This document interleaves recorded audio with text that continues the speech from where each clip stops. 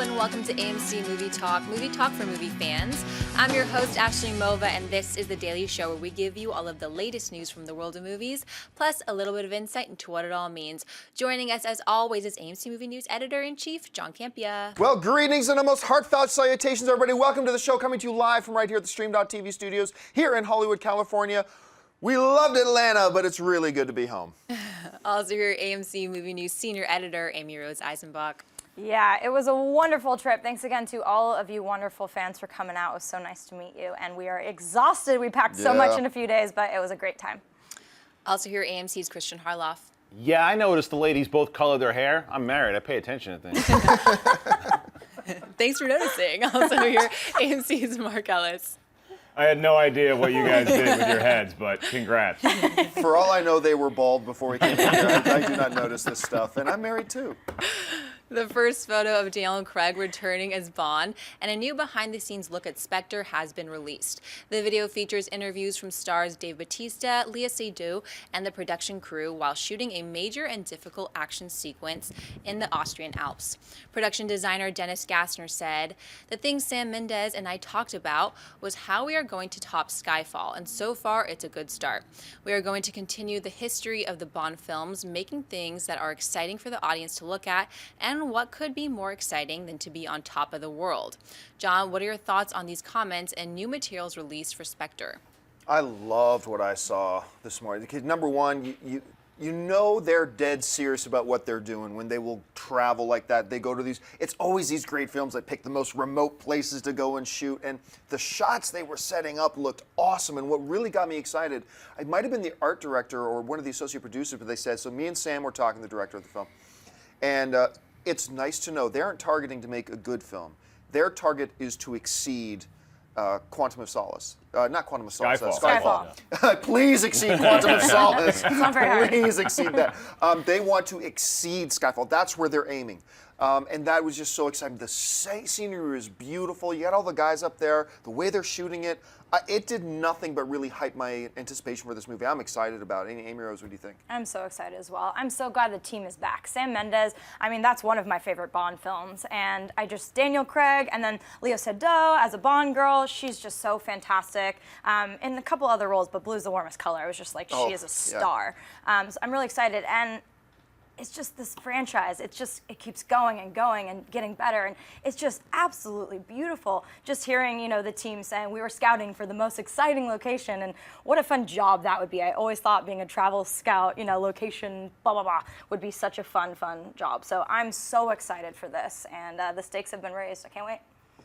I can't wait. This movie looks super exciting, and just hearing, as far as the comments go, hearing Sam Mendes' name again, because at some point it was rumored that he wasn't going to come back, and now he said it wasn't just rumor. He said, I'm not going to be there. I'm not going to come back. What was he doing? He had some kind of stage play. He was doing a London stage play, AKA negotiations, I guess. Right. And that's fine, and I'm glad that everybody said, you know what, we need Sam Mendes. He's got a lock in this franchise, and you watch this video, he's got a lock in the franchise, and it was cool seeing Bautista in there, like the fact that he's going to be part of that scene, that intense scene, and he's one of the villains. You're going to see him there, and then that shot at the end. Bond steps out with the gun. You're like, okay, there he is, and he's a part of this also. The more and more, it's funny because when we did our most anticipated videos, movies that are coming out, it wasn't on my list, and it's not because I don't want to see Bond. For me, I always love Bond when I watch it, but I'm just not the biggest Bond guy maybe at the table. But if I could do it over again, I'd probably put it in there because this movie is going to be something special. Yeah, Spectre's in my top 10 most anticipated this year. After seeing this clip, though, my first thought was, I'm so glad I don't make movies. I'm so glad I just talk about them. They are making such an effort to please us as an audience. They're at the top of the world. It's freezing. Literally. You get a giant like Bautista just brought to his knees by how cold it is. It just looks awful to be there, but they're making this movie, and that action scene just screamed Bond to me. And you're right, Christian, at the end, when you see Daniel Craig just pull that gun, it's such an iconic way that he moves around as James Bond. He has solidified himself as this character. This could be the best Bond that he's in, and it might be the best Bond of all time. So stylish. Let me throw this out to you guys, and I'd love to know what your thoughts on this are. I liked Pierce Brosnan as Bond. He was a certain kind of Bond. He was more of the Roger Moore vein of James Bond. He had a couple of really good ones. But as good as he was, and as big of a fan I was of his, I never felt like he became Bond to the audience. I felt like when in his era as James Bond, when people thought of James Bond, they still thought of Roger Moore, Sean Connery. But I feel like now we are in, and I'm a little biased because I'm a big fan of his, but I'm a little bit in belief now that when the average person now thinks of James Bond, they think of Daniel Craig. I think he has become Bond at this point. Like, am I over-exaggerating? Well, we always talk about the two sides that Bond, represents: the womanizing, smooth devil side, and then the action star. And some of those were stronger than the other. Pierce Brosnan was stronger in the womanizing direction. I didn't believe him as much as an action star, but Daniel Craig nails both. Sean Connery's still my number one, but Daniel Craig is my number two now. Yeah, I think there's a lot of reasons why. I agree with you, but I think that first of all, we get to see, we're seeing the origin and the evolution of Bond through Daniel Craig. Good point. So when you see it as it starts out, you're more and more associating with him because you're learning more and more about his backstory, which you didn't get a lot from the other Bonds, some here and there. And the other thing is that with the case of Pierce Brosnan was a very recognizable face, star name. People knew who he was for sure. So it's always hard to go back and forth. You probably say, yeah, that's Bond, but it's also Pierce Brosnan. Daniel Craig wasn't that known. So when because there was a backlash. That guy is huge backlash. Yeah. So he's able, because he delivered so well. Now I think that's why we associate him more as James Bond. But also with Pierce Brosnan, it's like those films just got worse and worse and worse too. And I think that Pierce Brosnan read each script and he was like, you know what, Remington Steele's going to be in this one because I'm not doing this as James Bond. This is embarrassing. Whereas Daniel Craig, you're right. Not only the films are all pretty good, and Skyfall was a lot better than Quantum of Solace, but you feel like every time this guy's on screen in another Bond film, he becomes more that character of James Bond, the womanizer and the guy who's a pretty sweet spy. You know, I will say this about the Brosnan Bonds, though. As it got worse and worse and worse, one of the worst ones, still to me, had the all-time greatest line in any Bond film. Denise Richards is a scientist? Yes! That's the one. The movie's over. James Bond is laying in bed with Denise Richards, whose name is Dr. Christmas. He's laying in bed and they're overlooking it's the water, and it's the final shot of the movie. And Bond looks at her and goes, "And I thought Christmas only came once a year." Yeah. So bad. All our right, guy. what's next? So bad. After the less than stellar box office results and reviews of Kick-Ass 2, the franchise seemed to be dead in the water. Now Matthew Vaughn, who directed the first film and co-produced the second, says that a Hit Girl prequel could be on the horizon. In a recent interview, Vaughn stated, "Do you know what's going to be next if I do it? We've finished plotting it. What we have to do is we've got to do the X-Men First Class to the Kick-Ass world. We lost a few fans on Kick-Ass 2. It wasn't as loved as one would have hoped, so we have this idea for a Hit Girl prequel. It's a really strong, really simple prequel where I think we can regain the love and the passion. If that happens, I'm pretty sure I can persuade Aaron and Chloe to come back and finish the story of Kick-Ass with Kick-Ass 3. Mark and I have already plotted Hit Girl. We have to get the script done next, so it's far out there, you have no idea." Vaughn went on to say that he would not direct the third film, but would look for a very bold and clever director like the Ray Helmer, Gareth Evans. Amy Rose, based on Vaughn's comments, would you want to see a Hit Girl prequel? No. I just think this ship has sailed. A few years ago, I would have been really interested in it because Chloe, as this character, that's why it was so surprising. She was this little girl and she kicked major ass. And it was just like completely out of nowhere. The first film was great. I didn't dislike the second film. It was just a big step down, in my opinion. They just tried to mimic every bit of fun from the first, even the big climax and death. I mean, it literally was pretty close verbatim, kind of like the Hangover 2 treatment. You're like, keep inventing the story, but I didn't dislike it. I just didn't love it as much. But, she's 18 now. It's a different feel. Would they get someone younger to play her and then show her in flashbacks and something like that? I don't know what they would do. It would be fun to see Big Daddy again because I loved Cage as that character, but I just feel like the interest is not really intact. I do love the idea of getting the Raid director because, wow, that film is amazing. Both films have been amazing, but I'm not that interested in this anymore. You nailed it for me when you brought up Big Daddy. See, the problem with Kick-Ass 2 for me, and I didn't just not dislike it. I liked Kick-Ass 2, but it suffered a Big Daddy hole. That the absence of Big Daddy from Kick-Ass 2 was so noticeable, when you're comparing to the first one, that was a big step down for me, even though I still quite liked it. I am with you, though, on the idea of, well, what, do we go out and get a 5-year-old actress to do Hit Girl and do all that kind of stuff?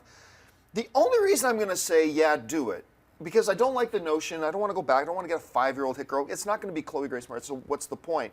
But there are two things that make me go, okay, go ahead. Number one, getting Big Daddy back. I will go and watch Nick Cage play Big Daddy all day. So getting more Big Daddy, sure thing. And number two, Vaughn says, hey, if I did that, a Hit Girl prequel, and it works, I think that opens the door for Kick-Ass 3.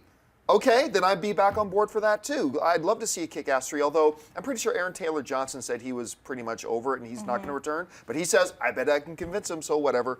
But so I'm torn both ways. What do you think, Mark? This news doesn't get me out of bed, but nothing in the Kick-Ass world has ever got me really excited. Having said that, I love the first Kick-Ass, and I really like the second Kick-Ass too. It surprised me. So after seeing Kingsman, anything Matthew Vaughn wants to do, any idea you have, go ahead and do it. You're executing everything flawlessly right now. The only thing that scares me, though, is if he's committing time to a Kick-Ass prequel, I'd rather see him focus on other things, Star Wars, or I'd rather see Gareth Evans or whoever else he's getting to do these projects. Right. I want to see them all focus on something else. The one exception would be Nicolas Cage, because we all see what Nicolas Cage does when he's not doing something like Kick-Ass, which is Season of the Witch. So if we can get Nicolas Cage's Big Daddy, I would be more excited about this, but it just doesn't really, it doesn't get me going. See, it was your point is the reason why I don't really want it to happen is because Matthew Vaughn wasn't involved as directing in the second one, and I didn't like the second one at all. And I thought that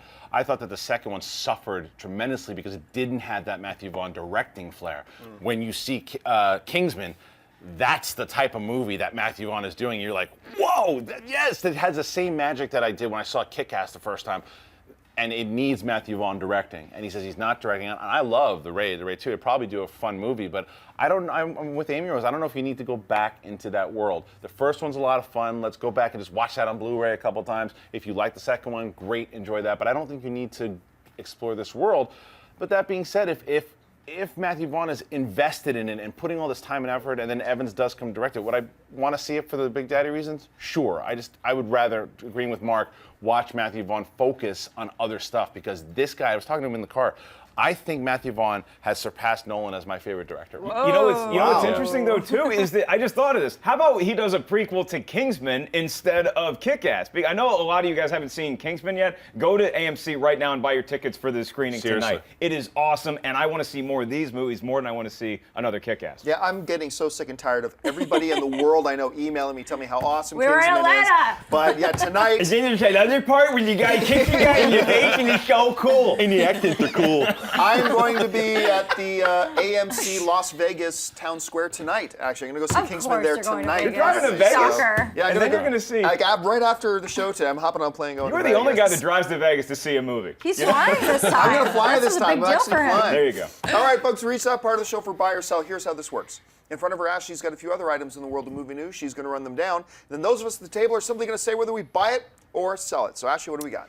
The Highlander reboot has gone through multiple directors, and Ryan Reynolds was once set to star, but has since dropped out.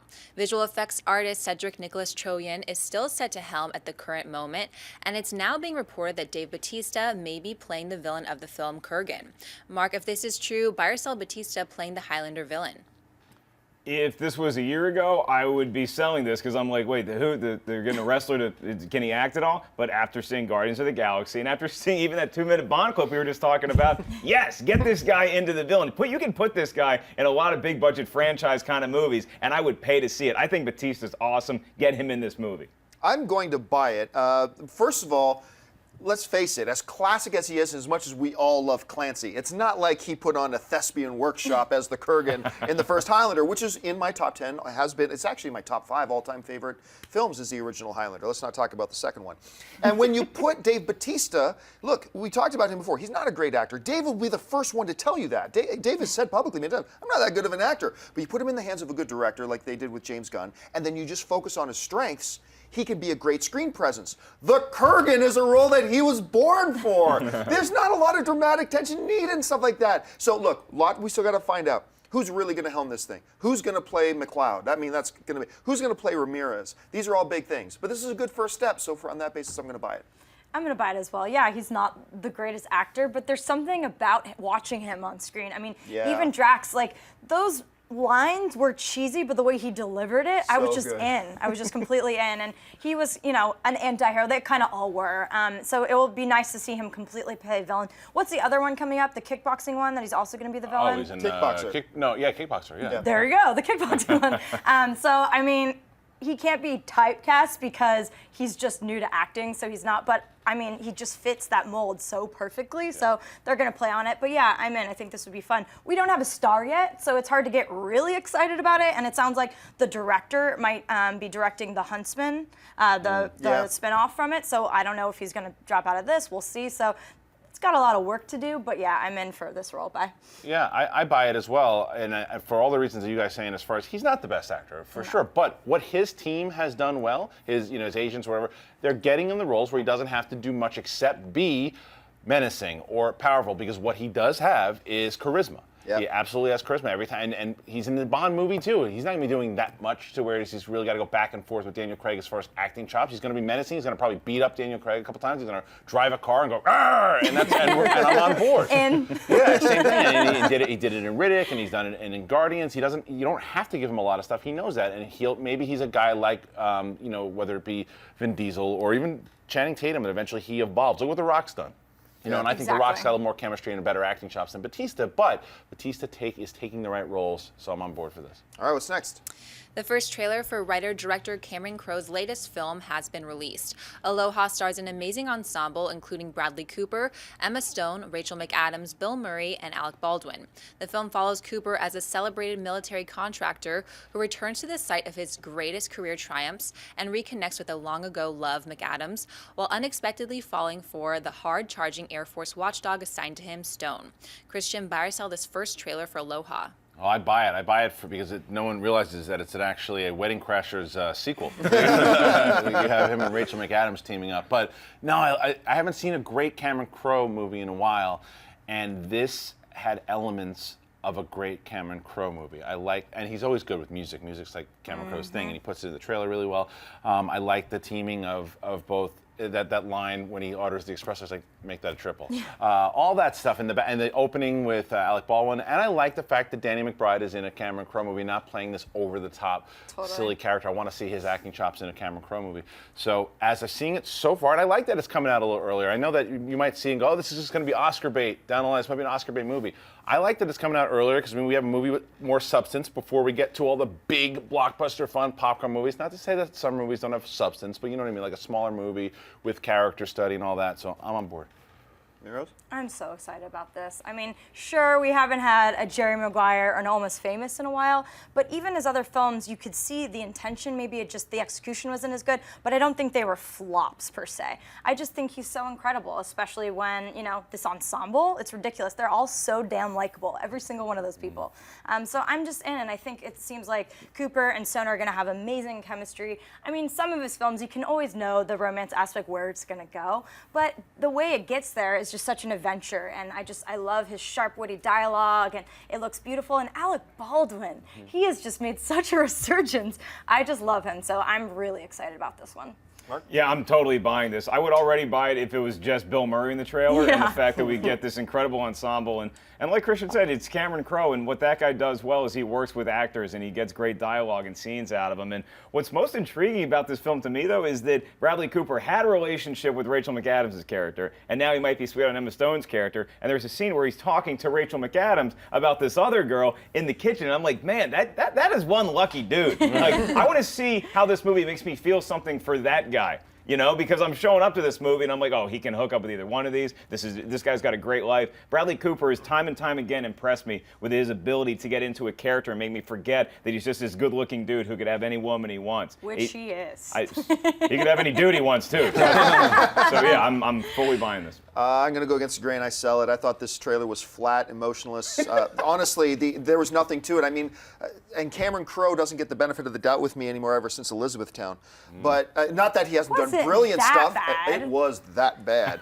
But it was equally as bad as some of his other stuff has been brilliant. So I will give it a fair shake, absolutely. That one scene, though, in the kitchen, only guys will get this scene, where Bradley Cooper's in there and John Krasinski walks up, kind of looks and moves away, and he's like, you don't understand, there's a full conversation right there. It's like, that was great. That was a great moment. I'm not saying this isn't going to be a great movie, but as a trailer, I watched it, and the only thing that interested me was that Bradley Cooper was there, and that it's a Cameron Crowe film, but honestly, as a trailer for me, it kind of fell flat, so for me, it's a sell. Tough critic, man. What's next? Sticking with new trailers, the first trailer has been released for Guy Ritchie's The Man from U.N.C.L.E, which stars Henry Cavill as CIA agent Napoleon Solo, who must team up with KGB agent Kuryakin, played by Armie Hammer, to stop a mysterious international crime organization. John Byers saw the first trailer for The Man from U.N.C.L.E. Very excited for this movie. Not thrilled with this first trailer. But I will say this. So I'm going to sell it, but just marginally I'm going to sell it. I'm still excited for the film. I thought when Armie Hammer came on screen, when I heard he was going to do the full Russian accent and everything, well, I thought when Armie Hammer came on screen and he tried to do a Russian accent, I thought I was just going to giggle. I didn't. Okay, so it's got that going for it. I think these two look like they could be an interesting kind of combo. But once again, this is another situation where I still believe this is going to be a very good movie. But we're just talking about the trailer. And as a trailer, I got to be honest, even though I'm excited for it, the trailer didn't make me more excited for it, so it's a sell for me. Christian? I'm going to buy the trailer, but I'm going to sell the accent. I don't blame you either. I don't blame you either. The accent to me seemed silly, and he was trying too hard. Armie Hammer needs to win me back because it's the Lone Ranger and a couple other things. And he was played like the Six Flags dancing guy in J. Edgar. So I don't. But as far as this movie goes, though, yeah, I think it looks like a lot of fun. And what's the actress's name again? Alicia Vikander. She was one of the bright spots in Seventh Son. She really, I like her a lot, so I'm excited to see her. And then Henry Cavill.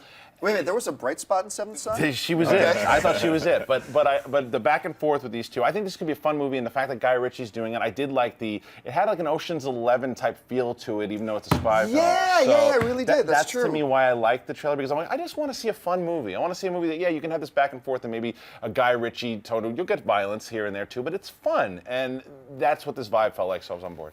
I thought Armie Hammer was doing the accent because he's in the witness protection program from The Lone Ranger. Yeah, I like the accent. I like this trailer. I'm gonna buy it. What put me over the edge was I'm watching that opening scene with Cavill, and I'm like, okay, cool. They give him some personality. Unlike Superman movie, he actually has lines to say in this film, so that's exciting. I wasn't sold, and then it said from director Guy Ritchie, and I'm like, okay, this guy knows what he's doing with this kind of material, and I thought Armie Hammer was great in the trailer. I was like, wow, this is the same dude. I'm buying this. Yeah, I'm buying it as well. I thought it was solid. I wasn't like, yes, I'm in, but I love Guy Ritchie. I love the way his films are edited, and they're just sharp. And I think that poor Armie Hammer is kind of like the Taylor Kitsch syndrome, where he's a good actor, but he's had some really bad roles. And I actually thought he was solid in J. Edgar, even though the movie was a sleeper for me. But yeah, I love Guy Ritchie, and it's interesting to think how Tom Cruise would have attacked this, opposed to Henry Cavill, because it's a very, very different approach. And a lot of people approach. forget that this was supposed to be a Tom Cruise before he decided to do Mission Impossible 5. But Henry, I mean, this seems like such a fun role, because Superman, even though you're playing Superman, the role was very dark and gritty. This is going to be a fun kind of spy thriller for him. And I didn't mind the accent. I thought Armie did okay, so I'm definitely in. Was it Olga or was it Alicia? I don't remember. Now I'm trying to remember. Let me throw this out to you, though, because something that I noticed, and maybe it was just me, and it's completely just coincidental that he was also playing Superman, but when I was watching this trailer, I almost felt like Henry Cavill was Christopher Reeve. I could have seen Christopher Reeve playing this role the way he was playing it. It's just kind of. He looks very debonair. Yeah. He was jacked in that shot. That's yeah, what Ben Affleck's got to go up against? Right. Good luck, pal. Niet. All right, we've reached that part of the show for Mailbag. Listen, if you've got a topic or a question you'd like us to address on the show, you can email us anytime at amcmovietalk@gmail.com. Now, every day we take a couple questions, and when we have time, we try to leave a little bit of time at the end of the show to take some of your live questions as well. So if you're watching us live right now, you can tweet in some questions to @AMC Movie News, and we'll pick a couple out. But for now, let's get to the mailbag. So Ashley, what do we got? Gaz wrote, big fan of your show here in NZ. My question is, what do you think of studios announcing their movie slates for the next few years? It's good to see that they have a plan, but doesn't give away content from a movie. For example, with the upcoming movie slate, we know which characters will survive, and studios are not throwing a curveball by killing off any main characters. What do you think? Thanks, and bring on the filth. Well, I mean, keep in mind, too, like, by laying out movies years and years and years and years in advance, don't forget, they're not writing that in stone, so they can easily change plans. We've already seen Marvel now has shifted up and switched up their whole release schedule, and nothing is in stone. Also, do you ever really think Thor's going to die? Like, really? Because I know a certain character doesn't die in a movie, to me that's not a major plot or a major spoiler unless the movie is set up that, hey, this character could actually die. And then it could become a little iffy, a little bit questionable. So I believe there are circumstances where it can do what you're explaining and what you're laying out, but I can't really think of many examples where that's actually been a problem at this point, but that's just me. What do you guys think, Mark? I think it's a great question, and congrats to New Zealand. I love beef Wellington. That's awesome. This makes sense to me, because if you're sitting in a theater and then 3 years down the line, you know that this character has another movie coming out, they're probably going to play it safe. Having said that, there's a lot of times when you see a historical drama like Apollo 13. You know what happens at the end of Apollo 13, but it's a credit to Ron Howard and the actors in front of the camera that I had no idea if they were going to survive when they come back into orbit at the end of that film. In my head, I know the history, but I still am so wrapped up in the drama that's going on screen that I'm not thinking about any of that stuff. That's on the director and the writer and the actors and everybody involved in that movie to suspend you from knowing what's going to happen, to be so locked into that moment that you're not thinking about what the outcome is. I think it's a great question as well. I think my excitement to watch, the different universes continue to expand and unfold before our eyes diminishes the lack of stakes, because I totally get what he's saying. I mean, you have this big blowout with Thor and whatever villain, and you know how it's going to end. That's what makes the villainous side of things so intriguing, because you don't know if they're going to come back for another film or if they're going to end right there. So I do think that maybe it would be a little more fun to kind of unveil it as we go along, but we know that's not the case these days with superhero films. So yeah, I'm a little split on it, but I definitely get where you're coming from. I like the slates. I like both. I mean, if we're being honest here, we're just talking about Marvel and DC, because there's not a lot of other places that are doing this. But if you look at the Civil War, okay, we know that's Captain America 3. We don't know Captain America is going to make it out. There's no Captain America 4 slated. That's the next movie coming out. As far as Thor goes, that's not what they're telling the stories that they've been telling you so far. They want you to know Thor's alive. That's what they're telling you. That Thor's going to be there. If you're a fan of Thor, we don't know if Thor dies after Ragnarok. They're telling you right now in that slate which characters are going to be around, because that's the thread and that's the storyline that they are telling you, and that what they've set up so far. So I think that, when we get the Avengers, we don't know which characters are going to be in the Avengers that when the Infinity Gauntlet come up. What? I'm just saying. If Captain America dies, I'm blaming you. I'm just telling you. All I'm saying is that from this slate that's coming out, I don't think you can start to say, well, he's alive, they're alive. They're doing it for a reason. They've set things up for a reason.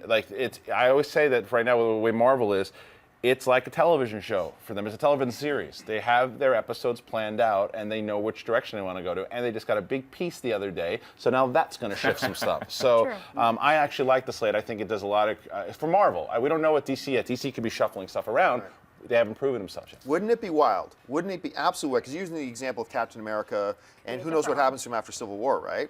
Well, I think what would go further to the question that he's asking is, well, okay, yeah, but we know Captain America Civil War is coming out, so we know Captain America doesn't die in Avengers Age of Ultron, despite the fact in the trailer we see the broken shield and all that kind of. Wouldn't it be a mind screw if they do kill Captain America in Avengers? Right. Oh, Oh, by the way, we got to change the title of Civil War. Or not, and it's a they were just different messing Captain with us. America. Right. Then we watch the I'm not succession of prepared for another. this. Right. This movie comes out in May. I can't mentally prepare And myself. Civil War is between Tony Stark and Spider-Man. Oh, man. All right, what's next? David Mustang wrote, "Hey guys, I love the show. My question is, how did James Bond become bigger than the actor who played him? Where it can be rebooted tons of times with different actors, and it's just a continuation in the saga. And what would stop Indiana Jones from being the same way? There are countless stories that could be made to further his character and keep him coming every few years."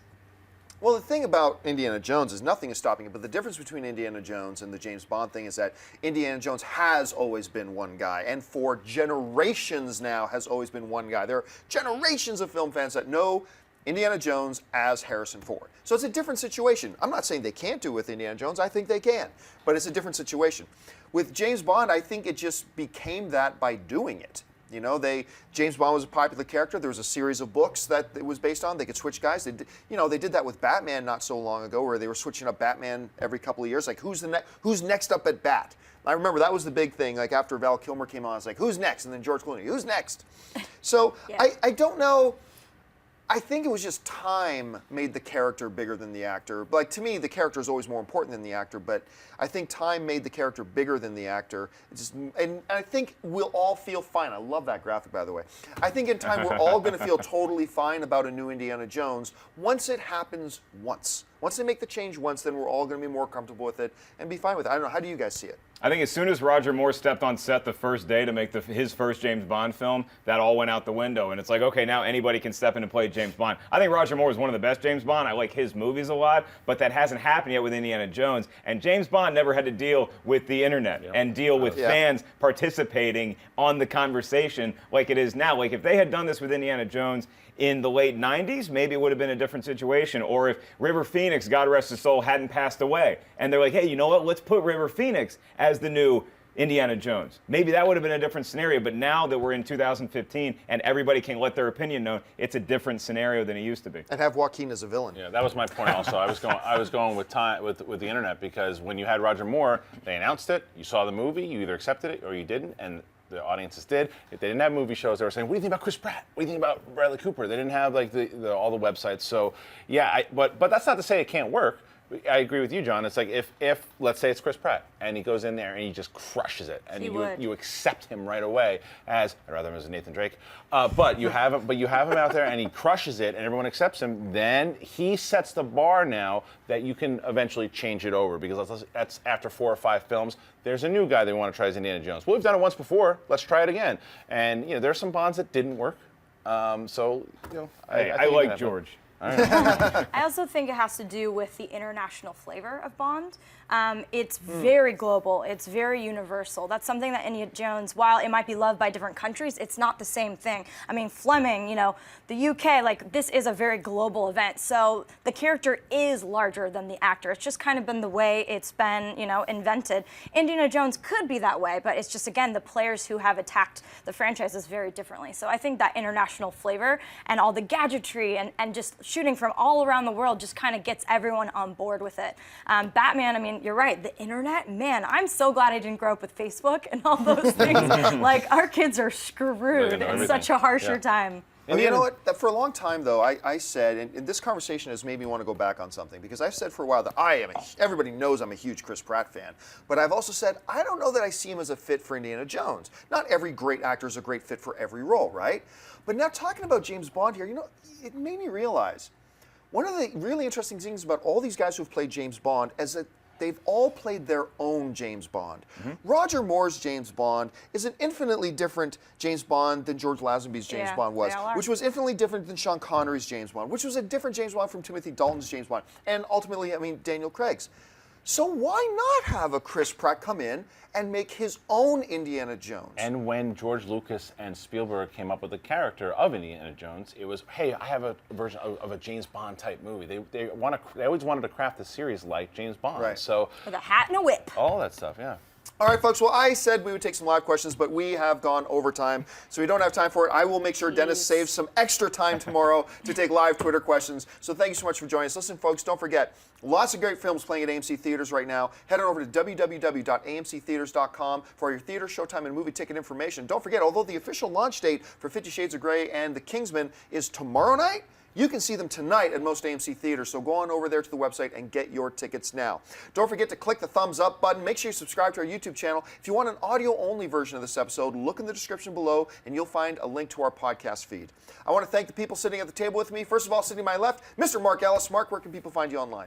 I have an adorable Throwback Thursday pic on my Instagram, at 5150Ellis. A week from tonight, I'll be at Gotham Comedy Club in New York City taping a live TV set. Get tickets at markellislive.com. And Mark, just remind me, don't forget, we also have an AMC Movie News Instagram that Amy Rose has just thrown another new picture up on. Not so yet. Make sure it's going to be there by the time you see this. So make sure you go check it out. We're at AMC Movie News on there. Of course, our senior editor, Amy Rose Eisenbach. Amy Rose, where can people find you?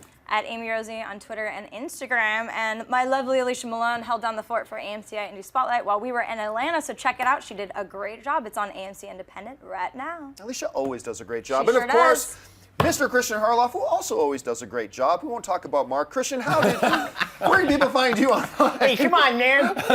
You can find me at Christian Harlow, probably watching Kingsman again, and Instagram as well. And go check out the Darth Vader Marvel series. I just read issue 1. Wow. And of course, our lovely, apparently new colored-haired host today, Miss Ashley Mova. Ashley, where can people find you online? Twitter, Instagram, at Ashley Mova. Happy Thursday, guys. And you can find me on Facebook and on Twitter, just at John Campia. Thanks a lot for joining us, guys. My name is John Campia for AMC Movie News, and until next time, bye-bye.